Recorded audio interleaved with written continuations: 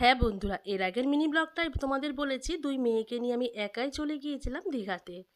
দীঘায় তো পৌঁছলাম, কিন্তু সেটা হলো ওল্ড দীঘা। ড্রাইভার বলল এই বাসটা এই পর্যন্তই যায়, কিন্তু আমাদের ডেস্টিনেশন ছিল নিউ দীঘা। তাই একদম সময় নষ্ট না করে অটো নিয়ে সোজা চললাম নিউ দীঘা। আর যাওয়ার সময় দেখলাম এই জগন্নাথ মন্দির, যেটা কিনা আমাদের দিদি আমাদের জন্য তৈরি করছে দুধের স্বাদ ঘোলে মেটানোর জন্য। পুরীর জগন্নাথ মন্দিরের ধার্মিক এবং ঐতিহাসিক ঐতিহ্য তো সবাই আমরা জানি, কিন্তু এই জগন্নাথ মন্দির যাকে দুধের স্বাদ তো ঘোলে মেটানো যাবে, তাই না বন্ধুরা?